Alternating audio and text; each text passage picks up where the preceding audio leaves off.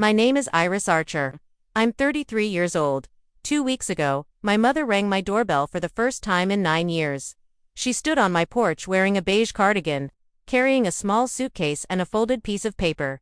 That paper wasn't an apology, it was a list. 5 demands. Total $925,000. She looked at me and said, "We need to talk about the family's future." What she didn't know was that I had been keeping a list of my own. For 9 years, I had saved every returned birthday card, every ignored voicemail, every message about me from my sister, and every piece of evidence showing exactly why my family had disappeared from my life. 29 items, all dated, all filed in a navy blue binder. She brought a list of what she wanted, I brought a list of what she did. To understand why, you have to go back to when I was 24. I grew up in Millfield, Ohio, a tiny town where everyone knew everyone. My father, Kenneth, worked at the lumberyard for 31 years. My mother, Diane, ran the household and the church women's committee. And my younger sister, Paige, was the favorite. I was the quiet daughter. I got good grades, followed the rules, helped around the house, and rarely asked for anything. Paige was different. She was loud, confident, and adored by Mom. In our family, love felt like a budget, and Paige always got funded first. At 18, I earned a full scholarship to Ohio State. That was when I met Marcus Ellison. Marcus was calm, intelligent, and kind. He was studying engineering and computer science. His mother, Cora, had raised him alone after his father left. Marcus and I dated for 3 years. Then, one Tuesday night, he proposed. I called my mother. I expected congratulations. Instead, the phone went silent. Then she said, "You need to think about what this means for this family." 2 weeks later, I received a letter my mother had written. "If you go through with this, you are choosing him over your family. We will not attend. And if you walk down that aisle, do not expect to walk back through our door." Then came the sentence that changed everything. "He is not one of us, Iris. He never will be." Marcus and I got married at a courthouse. There were only 12 people there, no parents, no family from my side. His mother, Cora, flew in from Cleveland and held my hands. "Welcome to the family, baby," she told me.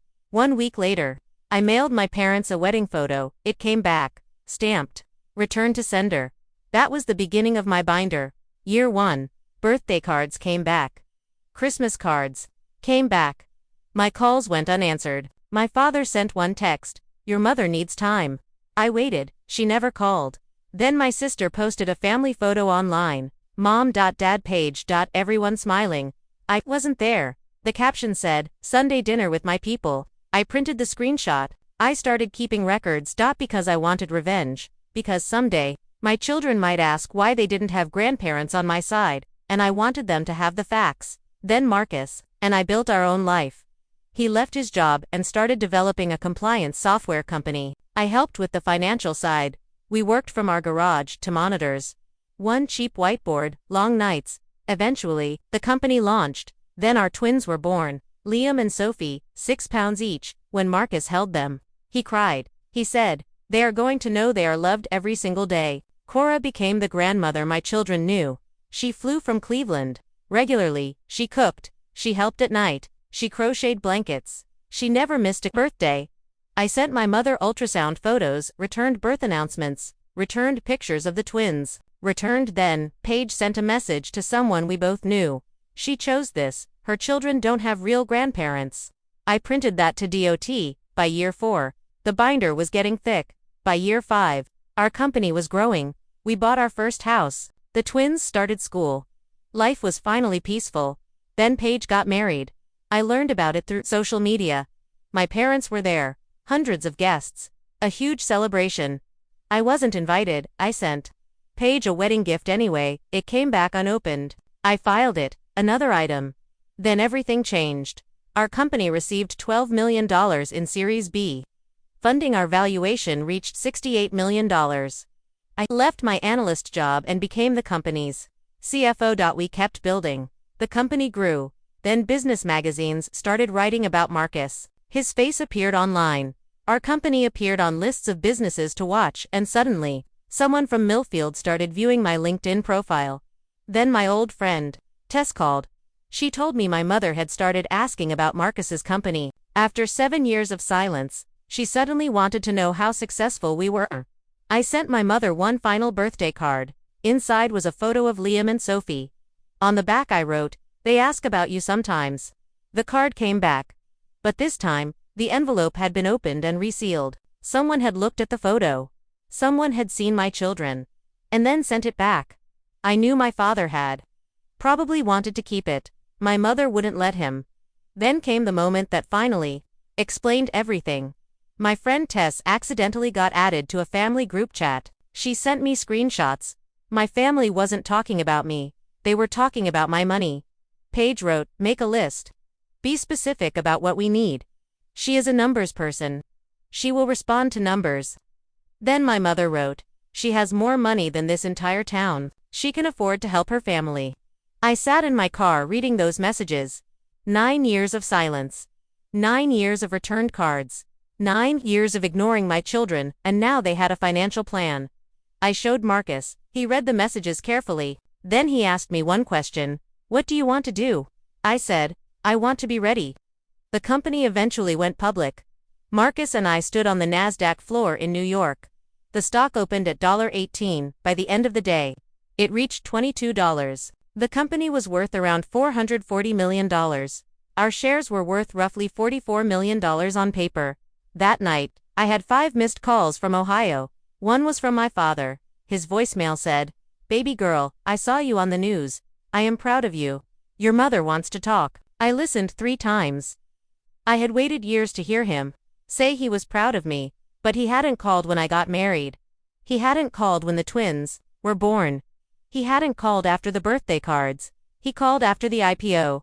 2 days later, my mother texted. She wrote about lost time. She wrote about family. She wrote about differences. But there was one word missing. Sorry. Then Tess called again. "Your mother is coming to Portland," she said. "I know," I replied. "How?" "Because I know her." And then, 2 weeks later, the doorbell rang. 10:14 in the morning. I looked through the window. There she was, beige cardigan, black pants, taut small suitcase. The same woman who had told me 9 years earlier never to come back. I opened the door. She looked older. Her hair was grayer. Her eyes were wet. She said, "I came to talk about the children's future. Not I missed you. Not I'm sorry. The children's future." I let her inside. We sat at the kitchen table. She unfolded a piece of paper. 5 bullet points. Retirement fund for her and dad. $500,000. College fund for Paige's son. $200,000. Medical expenses. $45,000. Mortgage payoff. $180,000. Monthly support. $3,000. Total, $9 to 5,000. She looked at me and said, "This is what families do." I stared at the list, then I stood up. I walked to my office. I opened the bottom drawer. And I brought out my navy blue binder. I placed it on the table beside her list. She stared at it. Asterisk, "What is that?" "You brought a list, Mom." I opened the binder. I brought one to her. Face changed. Inside were 9 years of evidence. Returned birthday cards. Returned wedding photos. Ignored. Calls, screenshots, messages, photos of my children that had been returned. 20-9 items. All dated, all organized. I placed the first birthday card on the table. Item 1, birthday card, returned. Then another. Item 2, wedding photo, returned. Then another. Christmas card, returned. My mother started crying. She said, "I was hurt." I replied, "You told me not to come back." She said, "You chose him over us." "No," I said. "You made me choose between my husband and my family." I opened another section. Remember this. It was the message from Paige. Her children don't have real grandparents. That is what she chose. My mother looked away. Then I opened the final section. The family group chat. I read Paige's message aloud. "Make a list. Be specific about what we need." Then my mother's message. "She has more money than this entire town." The room became completely silent. My mother finally admitted something.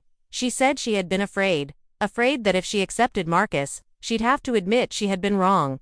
Then she looked at me and said, "But you left us." I shook my head. "I didn't leave. You told me not to come back." She had no answer. Then Marcus walked into the kitchen.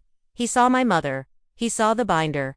He didn't say anything. He simply walked over and put his hand on my shoulder. That was enough. My mother looked at him. The man she had rejected 9 years earlier. The man she had refused to accept. The man who had built a company with me. The man who was raising our children. And suddenly, she was looking at the family I had built without her. I picked up her list. I'm not giving you this money. She started to speak. I stopped her. Not because I can't afford it. I looked directly at her. Because if I give you a check today, you will believe the 9 years were worth it. I told her the truth. You didn't come because you missed me. You came because the numbers changed. She said nothing. I continued. If you really want to know your grandchildren, that's possible. But it doesn't start with money. It starts with an apology. She picked up her suitcase. She walked to the door. Then she stopped. For a moment, I thought she might finally say it. I'm sorry, but she didn't. She walked out. The door closed quietly behind her. 2 weeks later, my father called. His voice was different. He said, I should have opened that door. 9 years ago. I should have called. I should have driven to Portland when the twins were born. Then his voice cracked. I am sorry. He said he didn't want my money. He wanted to know his grandchildren. Told him we could start slowly. Phone calls first, no money, no promises. Just time. He agreed. Paige sent one message. You could have just helped. I didn't respond. Some messages answer themselves. My mother never called again. And the binder stayed in the bottom drawer. 29 items. 9 years. 1 navy blue binder. I never wanted revenge. I wanted the truth. Because family isn't the person who comes back when your net worth changes. Family is the person who shows up when your world is small, when the garage is cold, when the babies are crying at 3 a.m. when there is nothing to gain. Cora showed up. Marcus showed up, and eventually, my father decided to try. That taught me something I will never forget. Your worth is not a dollar amount. The people who love you should not need to see your bank account before they see your value, and sometimes, the strongest thing you can do isn't open your wallet, it's close the door on anyone who only remembers your name when the numbers get bigger.